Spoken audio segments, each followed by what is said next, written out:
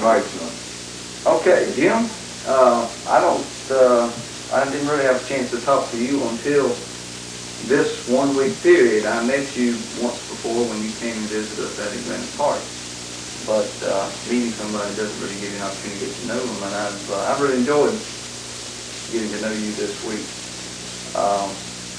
I also guess this is the first week you spent much time around this group. You might give us some of your reactions to some of these oddball people you've met. Well, I've totally enjoyed the week.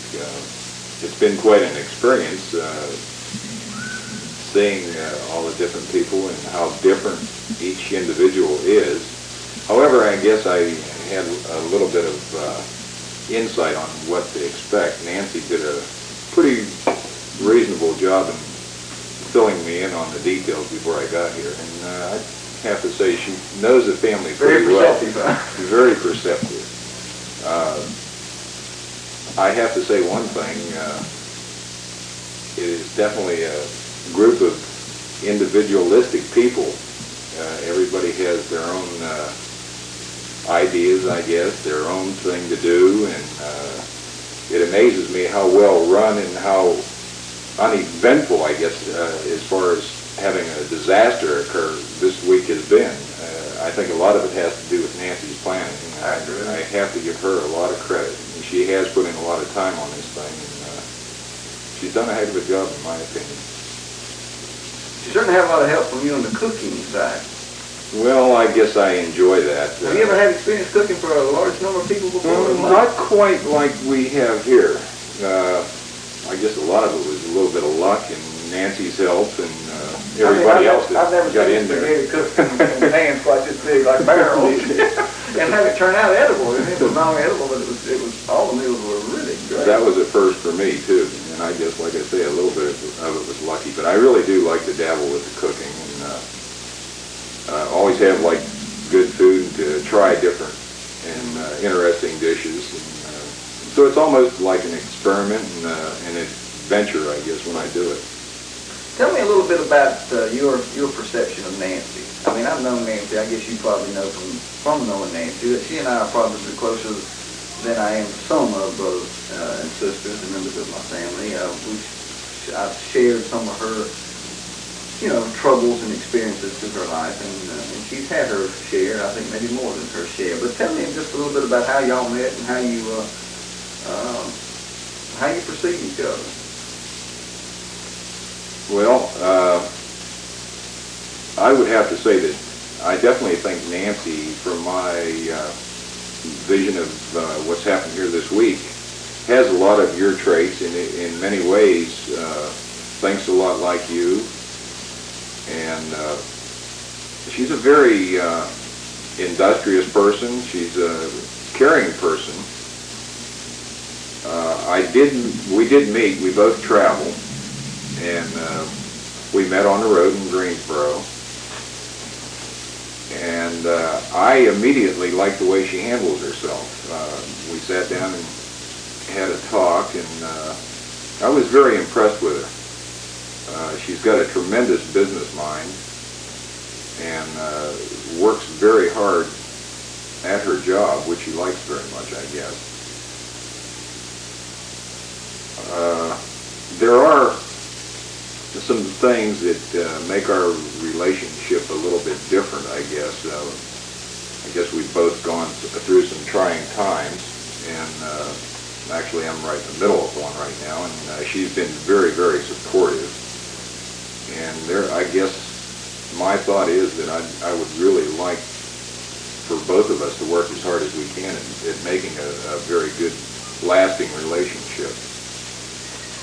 Well, I certainly want you to know you're welcome with us, and we feel very comfortable knowing that Nancy has a person like you to be her friend, because she needs a friend. We all do. Well, I appreciate that. Let's go to something a little bit more of a less serious note. How's the golf on Hilton Head? I've heard the highs and lows.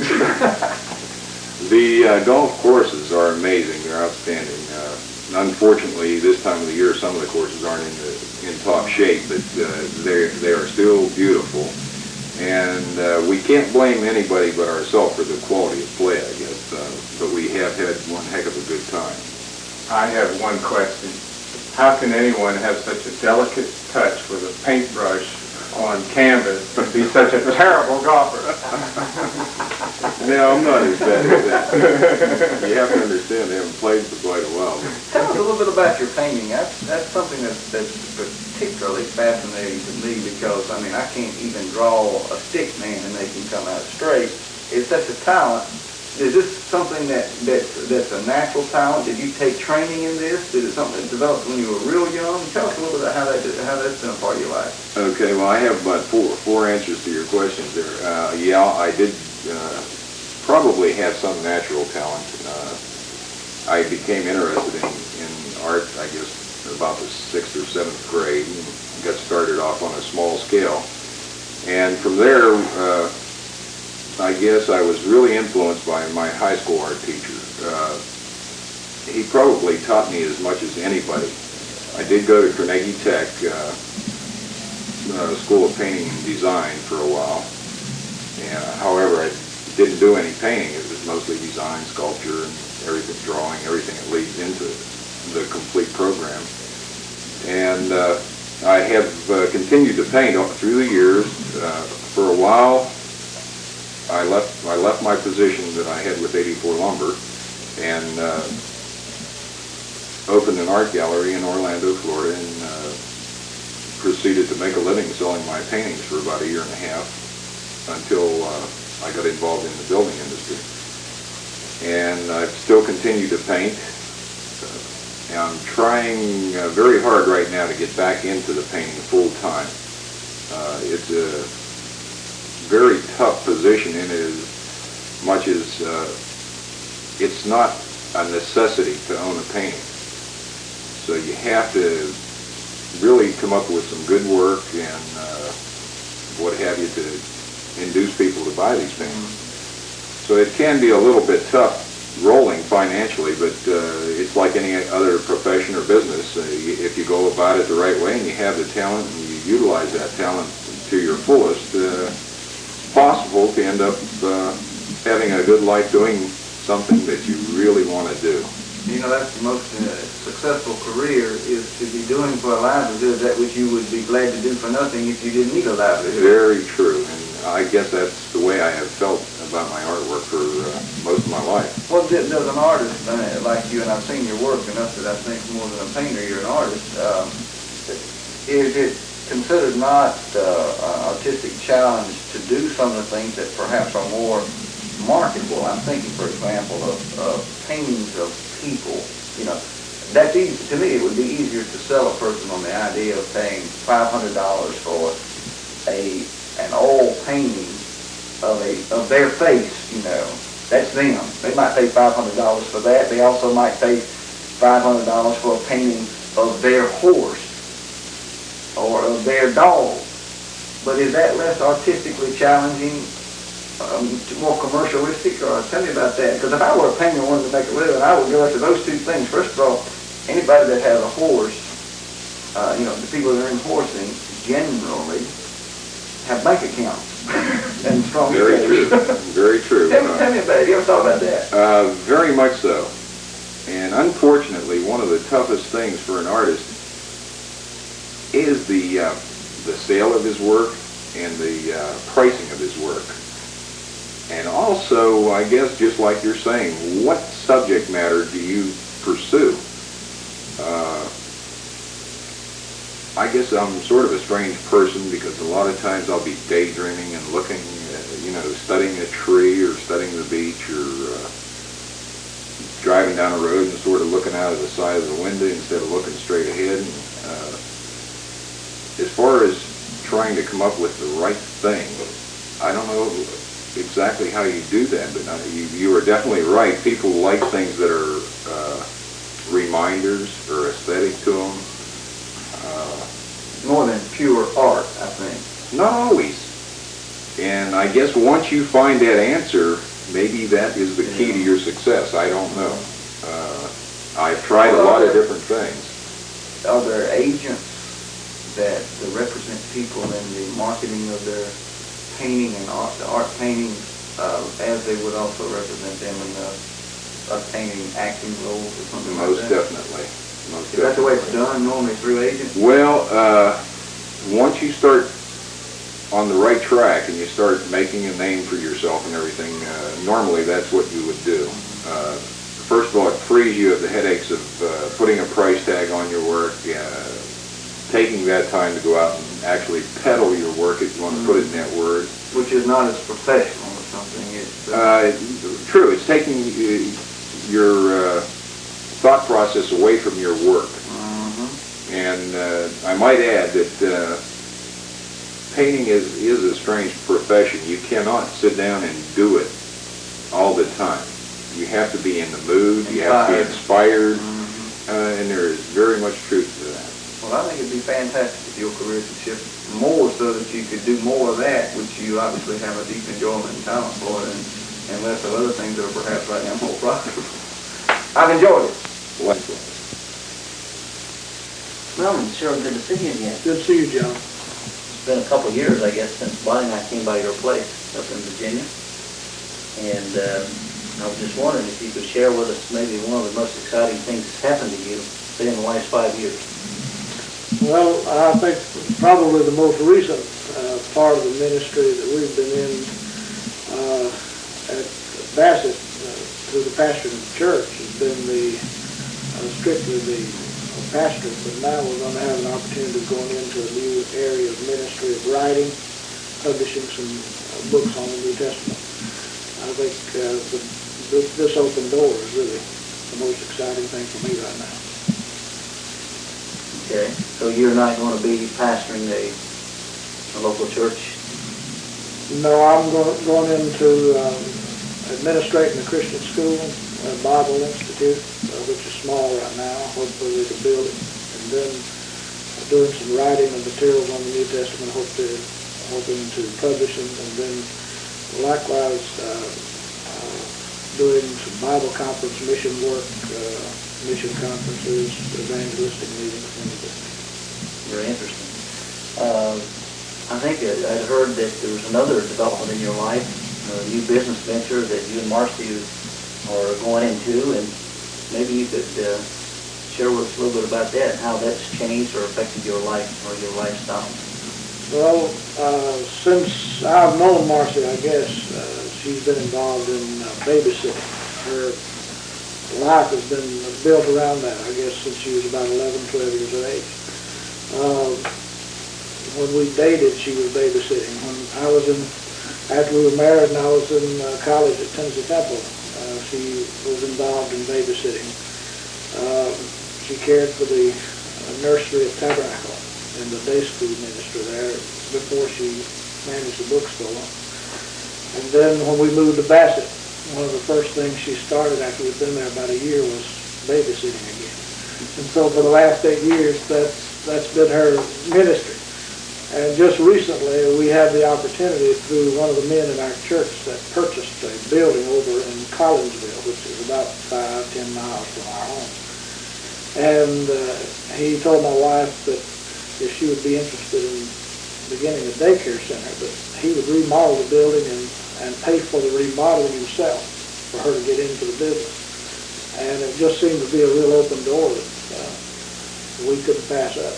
And so we've borrowed some money and invested in the business, and right now we're about halfway to capacity.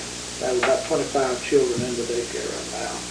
Hopefully we'll get to capacity by September when school opens. What's the name of this daycare? Called Building Blocks Daycare Center Incorporated. That's interesting. Who came up with that name? Well, we just researched a few names, wrote a lot of names down, and finally decided on this one. We had considered the idea of a name of Creative Kids with the K emphasis on the beginning of the word. And that was probably our first choice, but there was some question about the use of that and what we were going into, so we decided on Building Blocks. And how does the babysitting business, what kind of effect does it have on your married life?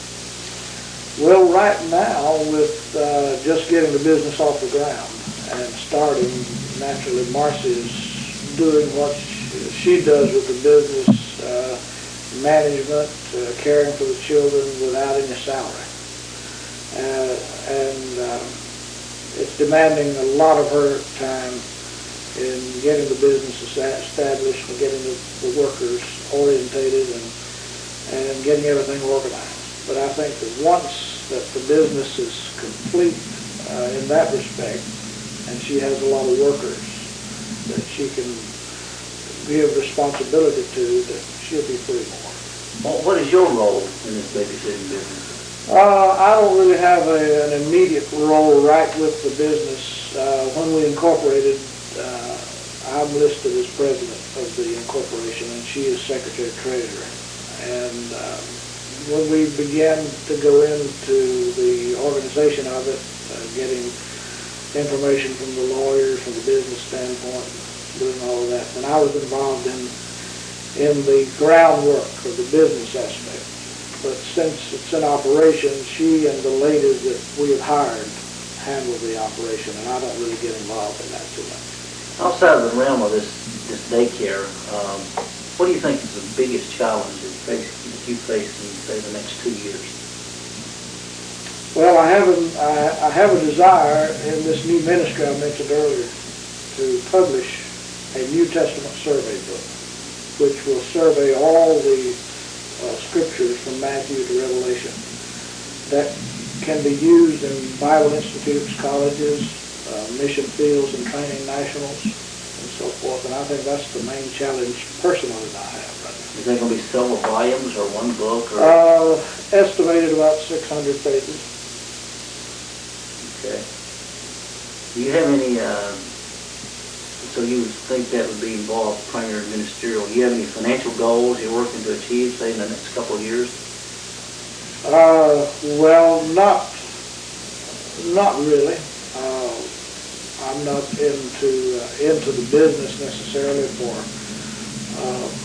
altogether for financial gain. We're hoping that it will begin to pay for itself and that we'll be able to make a profit. But financially, I'm not what you would say trying to get ahead, so to speak, in that area. My life is bound up more in the ministry for the Lord than the financial aspect.